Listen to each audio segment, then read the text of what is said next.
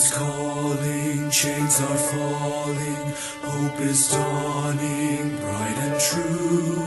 Day is breaking, night is quaking, God is making all things new. Jesus saves.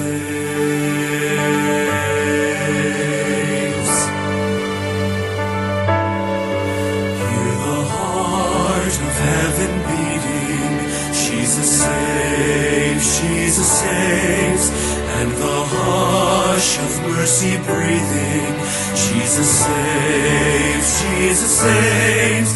Hear the hosts of angels sing, glory to the newborn King, and the sounding joy repeating, Jesus saves. See the humblest hearts adore Him, Jesus saves, Jesus saves, and the wisest bow before Him, Jesus saves, Jesus saves. See the sky alive with praise, melting darkness in His blaze. There is light forevermore in Jesus saves. We will live our sorrow sharing, Jesus saves, Jesus saves. He will die our burden bearing, Jesus saves, Jesus saves. It is done, we'll shout the cross, Christ has paid redemption's cost, while the empty tombs declaring, Jesus saves. Freedom's calling, chains are falling, hope is dawning, bright and true. Day is breaking, night is quaking, God is making all things new. Oh, to grace, how great a debtor, Jesus saves, Jesus saves. All the saints who shout together, Jesus saves, Jesus saves. Rising up so vast and strong, lifting up salvation's song. The redeemed will sing forever, Jesus saves. Rising up so vast and strong, lifting up salvation's song. The redeemed will sing forever, Jesus saves.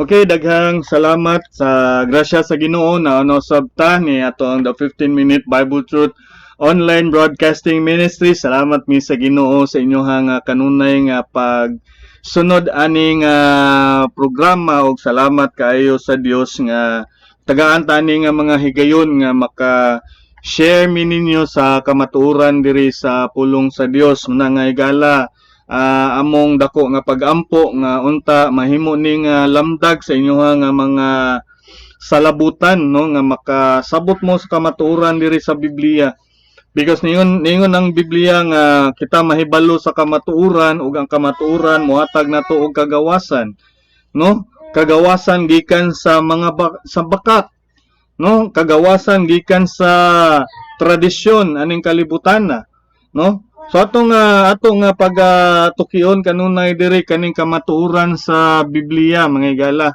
no, kay kining kamatuoran sa Biblia kanunay ni siya nga importante kaayo sa atong kinabuhi, kay atong timan-an dili lang panginabuhi aning kalibutan na ang importante, kundi atong pangandaman ang eternidad, no. Andam na ba ka 100% ba nga ikaw siguro na og langit?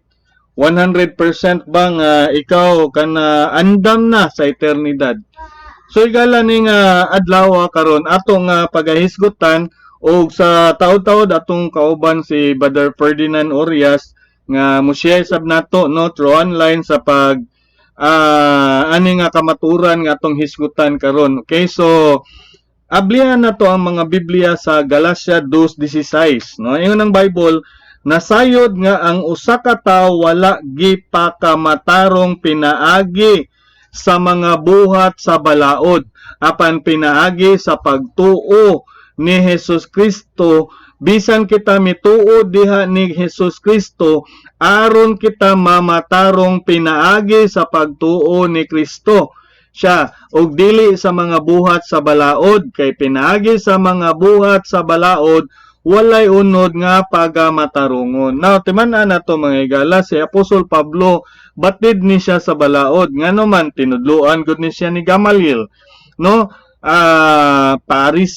Parisiyo siya, so swito kayo siya sa balaod, swito siya sa mga gipanglati diha sa balaod.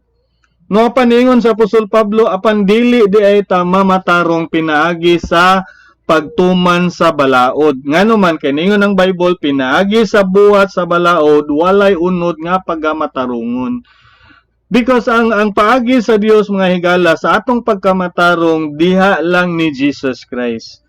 Kay sa imong gud ang atong una-una ba nga mutuman lang ta sa napo kasugo, mamatarong na tanaw timan ni mga higala ha, ang balaod balaan.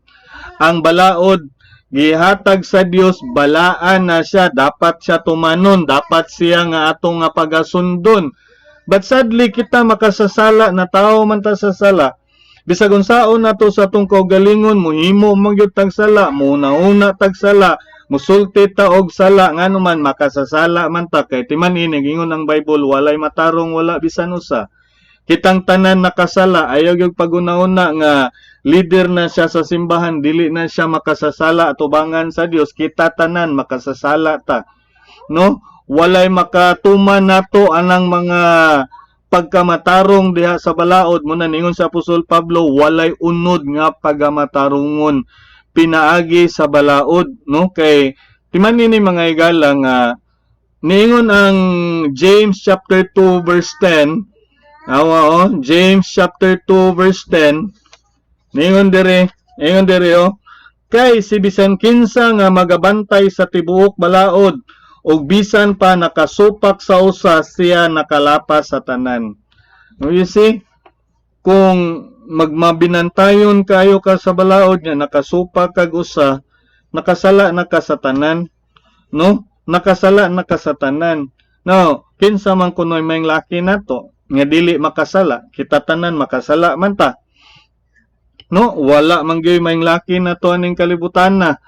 That's why salamat na lang diha day ni Jesus Christ nga namatay dito sa krus, nagbayad sa tong sala, siya mo'y nahimo nato nga manluluwas. Niyon ang Biblia, diha ni Kristo Jesus kita mamatarong. Because kung magsubay ka sa balaod mga higala, you are making yourself kanang gitawag diha og self-righteous, no? Kanang nagpakamatarong sa imuhang kaugalingon. Mo bitaw ning giingon ni Apostol Pablo sa Pilipos kapitulo 3 bersikulo 9, ingon siya og makaplagan diha kaniya nga wala nagabaton sa akong kaugalingon nga pagkamatarong nga iya sa balaod, apan nianang pinaagi sa pagtuo ni Kristo ang pagkamatarong nga iya sa Dios pinaagi sa pagtuo, no? Pinaagi sa pagtuo, dili kuno nagabaton sa atong kaugalingon nga pagkamatarong, no? Because kung ang imong pagtuo mga higala nga pinaagi sa pagtuman og balaod, mamatarong ka, nag-ingon ang Bible, ningon sa Apostol Pablo, nagabaton sa iyang kaugalingon nga pagkamatarong nga iya sa balaod, no? Self-righteousness. Timan nini mahimo tang righteous tungod ni Jesus Christ. No, mahimo tang matarong diha ni Ginoong Hesus. Munang sa Roma kapitulo 10 mga higala, nag-ingon ang Biblia, bersikulo 4. kay si Kristo mao ang katapusan sa balaod alang sa pagkamatarong sa matag usa nga nagatuo. So you see, makita nimo mga higala nga ang ato gyud ang pagkamatarong dili sa atong pagtuman og balaod, kundili diha ni Ginoong Hesus. No, og pinagi ni Jesus Christ na yun ang Bible, mahimo tang matarong atubangan sa Dios. No, so ini nga kabuntagon ug karong adlaw mga higala kauban nato si Brother Ferdinand og ato siya nga pagapaminawon karon, no, yang i-share kining bersikulo, no, sa iyahang sa online karon, no. So Brother Ferdinand atong paminawon, no. Yes, Pastor, may adlaw dia, Pastor, may adlaw sa tanan. Niya na punta sa pagtuon sa pulong sa Dios sa Book of Galatians chapter 2 verse 16 nga atong basahon. Knowing that a man is not justified by the works of the law, but by the faith of Jesus Christ. Even we have believed in Jesus Christ, that we might be justified by the faith of Christ, and not by the works of the law. For by the works of the law shall no flesh be justified. Mga ikala, klaro kayo diri sa pulong sa Diyos na itong gibasa na dili sa maayong buhat or not by the works of the law na kita ma-justified ta, na kita pagamatarungon. Pero gingon diri but by the faith of Jesus Christ. Pagtuo ni Jesus Christ. Kay ngano pagtuo man ni Jesus Christ? Kay tungod si Jesus Christ, siya ra ang gipaari diri sa kalibutan sa Ama. Right. Siya ay gipada diri sa kalibutan. Siya ay nagantos, palangsang dito sa krus, nagpakamatay alang sa atong mga sala. Amen. Ug wala nay lain pa. Si Jesus Christ ni sacrifice sa iyang kaugalingon tungod kanato, tungod sa atong mga sala, aron kita pagamatarungon sa mata sa Dios, dili sa atong mayong buhat. Kung ikaw higala nagtuo na ang mayong buhat may makaadto sa langit, gingon diri sa Biblia na sayop ka na, tinuod nin mayo ang buhat, ang nindot ang mayong buhat, pero dapat unahon nato ang pagtuo ni Hesukristo. Kaya ang pagtuo ni Hesukristo, kung anaan nimo si Jesus Christ na imong mugtong manluluwas sa imong kasing-kasing, sa imong kinabuhi, ang mayong buhat mo sunod ra gyud na siya. Kay pwede man makuan nato maghimo tag mayong buhat, pero ini kasunod adlaw makasayop na manpunta, makasala na punta. So kawang lang ang himong gihimog mayong buhat is dili siya, useless siya sa mata sa Ginoo. Kaya ang gitan-aw sa Ginoo, kung ang imong kasing-kasing, kung nisalig ba jud ka sa bugtong manluluwas na mo si Jesus Christ. Amen. Kay giingon diri sa Biblia, kung basahon nato sa Galatians, same verse, gingon diri sa verse 21, I do not frustrate the grace of God, for if righteousness come by the law, then Christ is dead in vain. Right. Kawang lang ang kamatayon ni Jesus Christ dito sa cross. Kung ikaw maghimo kag mayong buhat, kung ang imong nahuna ang pagmayong buhat mo'y makaluwas nimo. So imong gipakita lang na useless ang gihimo sa Ginoo dito sa cross. Mga higala, ang Bible nag-ingon, pagtuo ni Jesus Christ ang makaluwas nato, o wala na ilain pa. Amen. Maura na, Pastor. Amen. Kayo, daghang salamat, Brother Ferdinand. No, tinood man may higala nga, kung ang balaod pa lang ang makaluwas sa tao, nganong moari pa man ang atong Ginoong Hesus halad sa iyang kaugalingon alang kanato. No, nganong muhalad pa man siya, nganong magpalansang pa man siya nga pwede ra man detang mamatarong pinaagi pagtuman og balaod. But niyon ang Bible nga diha ni Jesus Christ no nga namatay dito sa cross, kabayaran to sa atong mga sala, no? Kabayaran to sa atong mga sala, iyatang giluwas gikan sa sala, og niyon siya nga kung ikaw motuog mo salig ni Ginoong Hesus, maluwas ka, no? Dili pinagig balaod, di nimo makita diri sa Biblia nga ang tao maluwas pinagig balaod, no? Di gyud ka kakita diri sa Biblia. Gani kung nimo ning basahon sa Galasya, no, ato ning tukion sa makadiyot kani nga kamatuoran, Galasya kapitulo 3:22. Ningon ang Biblia, apan ang kasulatan mihukom na sa tanan nga ilalom sa sala. Aron ang saad pinaagi sa pagtuo diha ni Hesus Kristo ikahatag ngadto kanila nga nagtuo. No? Then ningon diha, apan sa wala pang pagtuo miabot, kita gipailalom sa balaod, gisirad-an ngadto sa pagtuo nga sa ulahi gipadayag. Tungod nini ang balaod mao ang atong magtutudlo sa pagdala kanato ngadto ni Kristo, aron kita pagamatarungon pinaagi sa pagtuo. Apan human nga ang pagtuo miabot, kita dili na ilalom sa usa ka magtutudlo, kay kamong tanan mao ang mga anak sa Dios pinaagi sa pagtuo diha ni Kristo Jesus, no? So niyon ang Bible mga higala nga dili wala na ta na ilalom sa unsa man balaod, no? Sa una, sa wala pa naabot si Jesus Christ, ang katawhan na ilalom sa balaod matod pa sa Bible. But sa diha nga pag-abot ni Jesus Christ, mo bitaw ningon diri nga ang balaod mo'y nagtukmod nato ngadto ni Jesus Christ, because by the law ningon da is the knowledge of sin, no? Ang balaod pagpakahibalo nato unsa ta ka makasasala. That's why mga higala nagingon ang Bible, gitukmod ta ngadto ni Ginoong Hesus kay si Kristo lang ang makahimo nato nga matarong. Then ingon ang Bible, ang tanan nga nagatuo kaniya nahimong anak sa Dios. Wa may balaod makapahimo natong anak sa Dios. Ningon ang Biblia, ang pagtuo nato nakapahimo natong anak sa Dios, no? Giingon bitaw ni Brother Ferdinand ganina, wala ta mubuhat para malangit ta, nibuhat ta tungod kay para langit na ta. Yahan na ta sa Dios, no? Kay sa gunsaon nimo buhat og maayo mga higala, dili ka matarong atubangan sa Dios. Pinagi na sa pagtuo ni Jesus Christ, kawang lang na atong mga maayong buhat.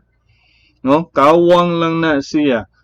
Kaya nga atong buhat, madawat lang na siya sa Dios kung kita na matarong diha ni Kristo Jesus. So ayo pigala ini nga kaadlaw karon nalamdagan imong unahon na nga dili di ay balaod ang makapamatarong nato, si Jesus Christ di ay. Kaya ningon ang Biblia, si Kristo ang katapusan sa balaod aron mamatarong ang tanan nga adunay pagtuo. Basa imong Bible, no? You open your Bible. Dili lang kay nga muingon dayon ka nga binuang man na ilaha, binuang mahigala kung dili ka mobasag Bible. Binuang kung dili nimo tukion sa pulong sa Ginoo. No? So you open your Bible, no? Aron nga makaingon ka nga naa day na sa Biblia nabasa day na nako mismo personally. So I hope nga ining adlaw karon salamat mi nga naka-share na sab mi ninyo. O sa sunod na pod nga higayon kininaw sab si Pastor Mark sa Sidon, o ako magaingon kaninyo daghang salamat, maayong adlaw, og ang Dios magpanalangin. Ikaw nagatuo sa pulong sa Dios mahitungod sa kaluwasan, pagampo ani nga inampuan, Ginoong Hesus, usa ako ka makasasala ug dili angayan sa langit. Salamat sa imong kamatayon didto sa krus alang sa kabayaran sa akong sala. Pasaylo ako sa akong mga sala ug akong angkunon si Ginoong Hesus nga akong manluluwas. Pasudla si Ginoong Hesus sa akong kasing-kasing kay gusto kong malangit. Sa ngalan ni Ginoong Hesus Kristo. Amen.